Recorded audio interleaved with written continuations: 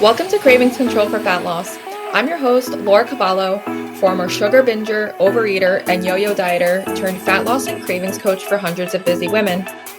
Here at Cravings Control for Fat Loss, I'll be sharing mindset, movement, and metabolism strategies for those who are ready to ditch the fat diet cycle and slim down without counting calories, tracking points, or giving up any of the foods they love.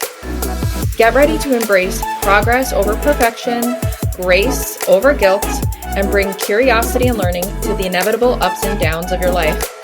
Expect a decrease in your cravings while seeing and feeling an improvement in how you look, how you feel, and your overall quality of life. I am so excited you're here, boo. Let's get started. Hey there, and welcome to another episode of Cravings Control for Fat Loss. I'm your host, Laura Cavallo, and today we are chatting about how to deal with an unsupportive social environment when it comes to eating better, pursuing any of your health goals, or even working on a fat loss goal. Now, I am recording this podcast ahead of Christmas holiday season. Maybe you're traveling to see family or going to be spending it with friends or going to a work holiday party or even traveling to different location to enjoy it with your own family. And, you know, I think that this is something to bring up and recognize that sometimes when we get started on a new journey, especially a health journey, it can, feel uncomfortable to us, but it can also kind of be a learning curve for all of the people that are around us that are maybe used to you operating in a different way or have certain expectations for your behaviors and maybe your habits that you do together.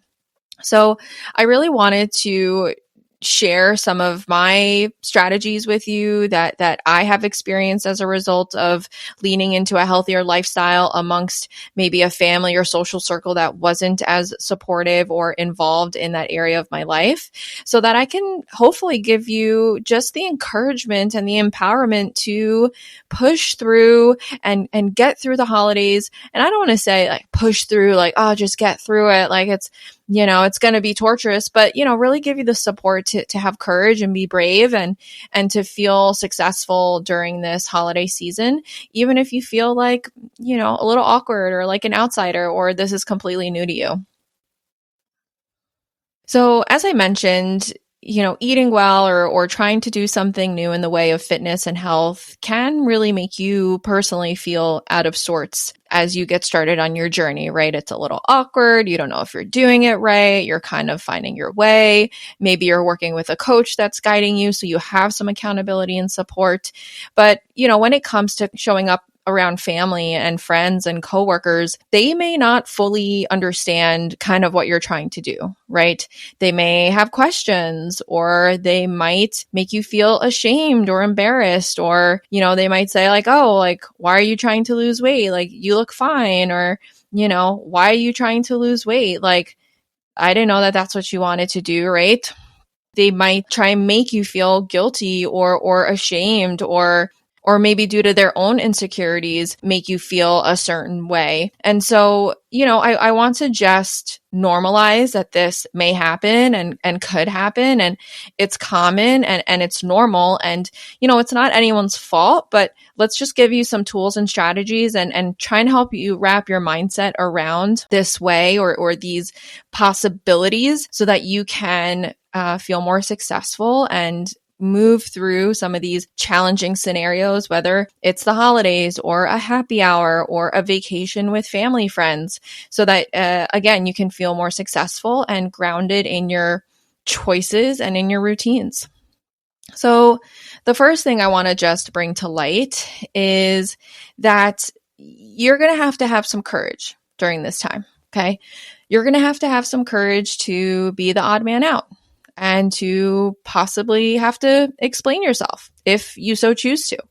You're going to have the courage to be the person that's plating themselves with a lean and a detox and having a small bit of crave, even though people are asking you like, oh, what, you're not going to have the fries, you're not going to have the burger, or you're going to have a salad, right? You're going to have a little bit of courage and conviction in your choices and just know that you might be the odd one out. And just being okay with that and just saying like, that's all right. Not everyone is on this journey with me, and I'm not going to be in scenarios every single time where everyone's going to understand. And that's okay. And we're not judging them. We're not judging us. It is what it is. But I want you to try and find that courage inside of yourself to stay on track with your habits, to stay on track with your goals, to stay on track with whatever you've laid out in front of yourself to have a healthier holiday or make healthier and better choices. The second thing I want you to keep in mind is that it's going to take time for people to understand. Okay.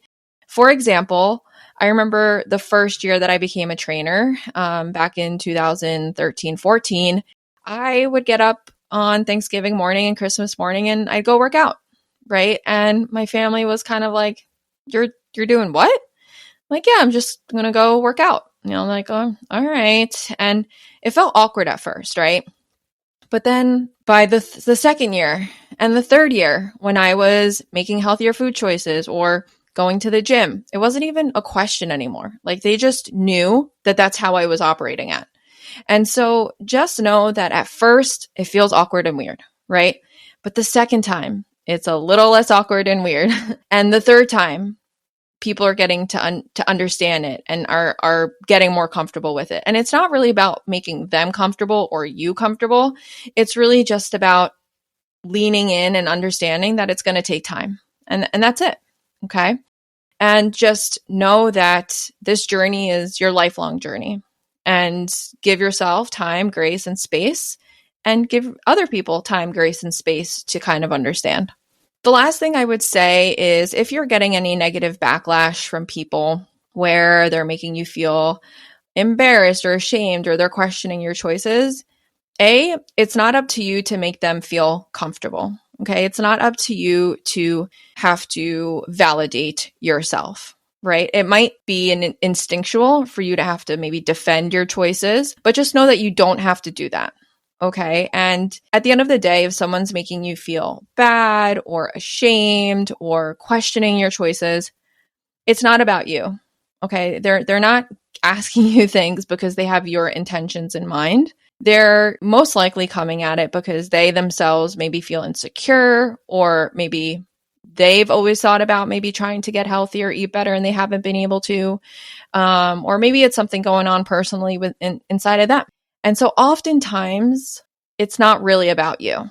And maybe people are genuinely concerned, like, oh, I just want to make sure you're doing it in a healthy way. And I want to make sure you're taking care of yourself and you're not getting obsessive about it. Like, great. Those are all really positive and encouraging and an empowering approach that people can take, right? But at the end of the day, if someone's trying to make you feel bad or less than or questioning your healthy choices, it's likely not about you and it's about them. And it's a process that they're going to have to go through to kind of get over it. And it's not up to you to make them feel comfortable about it. So the fourth thing that I want you to ask yourself, and this is more of an actionable strategy when it comes to staying on track in maybe more challenging social situations, is what would future me do? What would the Laura who is not food obsessed, eating well, exercising consistently, what would that future girl do in this scenario? Would she just order the fourth drink to appease people, right? Would she just, take the cookies to her bedroom and eat them later when people aren't watching, right? What would future Laura do in this scenario? And this is really helping you embody the person that you want to become. Envision yourself as this new woman, as this new person that you can be. Trust me, you can get there.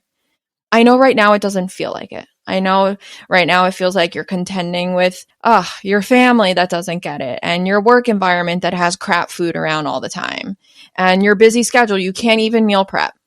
I get it. Right now you can't see through the fog. You cannot. But what would that future person do? Okay, future person would just stop at 7-Eleven. She would grab a yogurt and some nuts and a power bar and some turkey jerky, and that's what she would have for lunch. And future me would just get up 30 minutes earlier and just get the fucking walk in and get the workout in. even though she's exhausted. Now you're starting to embody that person amongst challenging social environment or even personal environment. The fifth strategy is, again, another actionable one. When it comes to social situations, being out of our own environment, traveling, sometimes we have to go the extra step to have healthy food on hand, okay? And to carve out that extra time for ourselves. So nowadays, there's plenty of healthier options in airports, at 7-Elevens, at gas stations, at grocery stores. So it really does make it more accessible to make healthier choices on the go or when we're in other scenarios. But, when it comes to even like going someplace for Christmas dinner or a work holiday party, you might have to bring the side of veggies, right? You might have to be the person that makes the roasted green beans because you know that probably no one's going to make a veggie. Or you need to maybe have a really satisful breakfast in the morning, even though you're having a boozy brunch with friends, just to know you're getting some extra lean and detox in before you go. You might have to pack a protein bar and a protein shake in your bag just so that you know you have something to help keep you full amongst more socially challenging environments. Okay, so sometimes we have to take that extra step to have healthy food on hand. Kind of went off on a rampage talking about the airport and all that stuff. But when we apply it to holiday dinners and family dinners and, maybe traveling for the holidays and things like that, give yourself that extra 5-10 minutes to, okay, where am I going to get these lean foods and these detox foods? I'm going to have to bring it on my own. So when it comes to challenging social environments, I hope that some of these strategies have been helpful. So just to review them, I want to encourage you to have courage and to be okay with being the odd man out. Okay? It's going to feel awkward. It's going to feel weird at first. Your social environment is not primed to necessarily support you right now. And that's something we'll work on together, is finding that social environment that supports you.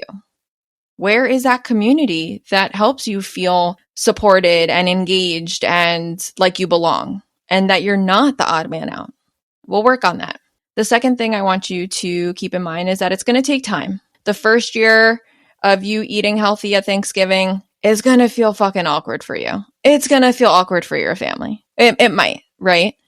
But then the second year, it's going to be a little bit more normal. And the third year, even more normal. And by the fourth year, the fifth year, even before that, people are going to start asking you, oh, like, what have you been doing? Like, you look like you're glowing. You look so happy. You feel like you just seem happier and in a healthier state.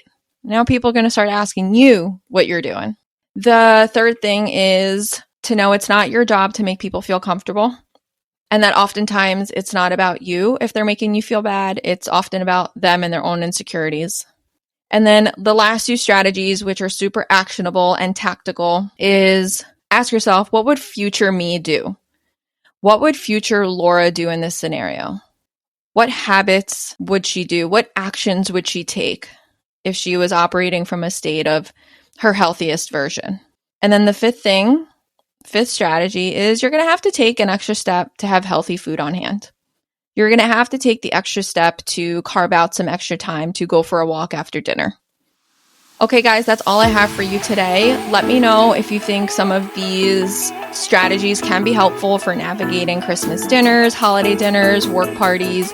Let me know which one you're going to try this holiday. Shoot me a DM on Instagram at LauraCavallo__cravings_coach. And I would love to support you through this next holiday period. Talk to you guys soon. Bye. Hey there, before you go, I want to invite you to subscribe to our holiday email series, The 12 Days of Cravings Control. In this free offer, you'll get one short email per day with a quick cravings tip, recipe, or workout to help you eat better, move more, and stay on track without having to dedicate a ton of time. The first email goes out on Monday, December 5th, and you can subscribe anytime through Friday, December 16th. See you there.